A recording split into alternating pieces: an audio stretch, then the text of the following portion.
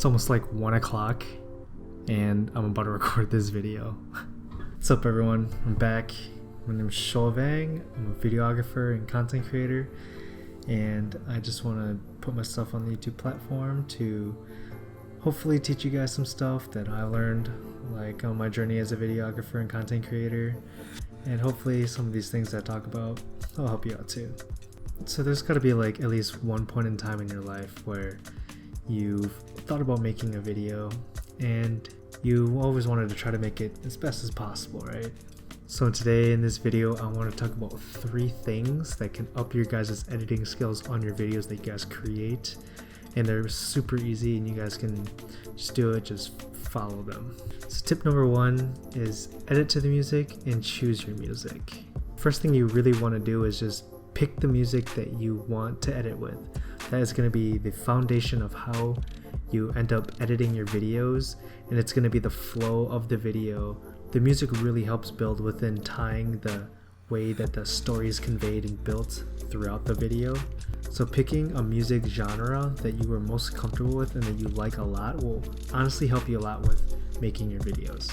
To elaborate more on the genre of music that you want to use in your video, try to pick one that really just vibes with you and that you really like personally. This will make editing a lot easier because 1, you really like the music, and 2, you know how the music just goes.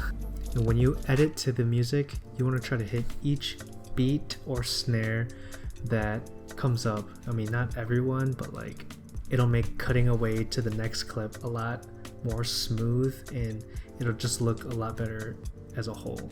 You can mix it up and not hit every beat, but as long as you try to go with how the music plays, your video will look a lot better. So tip number 2 is just to know your frame rates and what you're going to be shooting for. The 3 most used frame rates in my own opinion is 24 frames per second, 60 frames per second, and 120 frames per second. So we're gonna go down the list on each one and what I personally think that you should use each frame rate for. No matter what you're using, even if it's an iPhone or a DSLR mirrorless camera, more than likely your phone is able to shoot within these 3 main frame rates. So 24 frames per second is the more universal and established frame rate for what people perceive the human eye to see. In blatant terms, it really means just what the human eye sees is kind of what 24 frames per second is able to see with all the motion blur that you can see right here in my hand. 60 frames a second is a more fluid, smooth looking kind of look, but is used for slow motion shots when you slow it down to 50% of its actual frame rate. You can see this a lot in travel style videos. It's pretty widely used and used a lot. 120 frames per second is kind of like 60 frames a second, where you can take the clip and you can slow it down, but this one is like slowed down a lot more than it is 60 frames per second. When using these frame rates, you really want to know the purpose of what you're shooting for. An example of the 60 to 120 frames per second, a lot of people use that with weddings. I personally use those in my wedding videos that I've created. It helps kind of get that dreamy look that you want to go for in most wedding videos, and it's my go-to when I do a lot of handheld stuff, so I can like slow down and speed ramp it back up. If you wanted a more fast-paced look, where let's say sports, you would probably use 24 frames per second.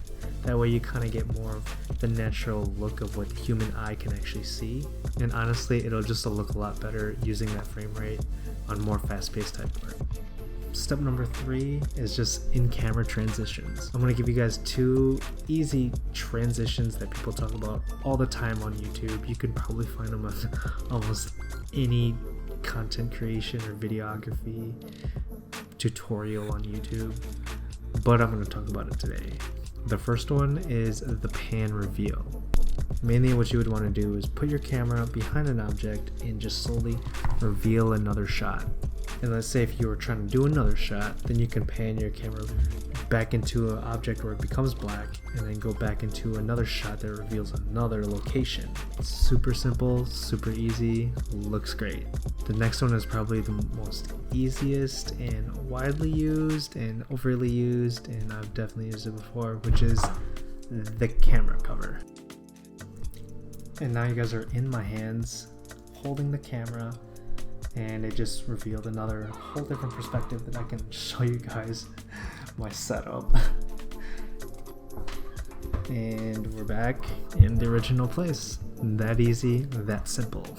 These are just some really quick tips for you guys to try to take your editing a little bit better, whether you're shooting on iPhone or a camera, editing on iMovie or Premiere or DaVinci Resolve. Just hopefully that these things kind of help you guys out with your video editing, and it'll just make it look that much better. So that's all for today's video. I really hope you guys enjoyed the content. Please like and subscribe if you enjoy my content, or if you want to find out more, hit that notification bell, and please follow my Instagram page. It's Soua_films. See you in the next video. Peace.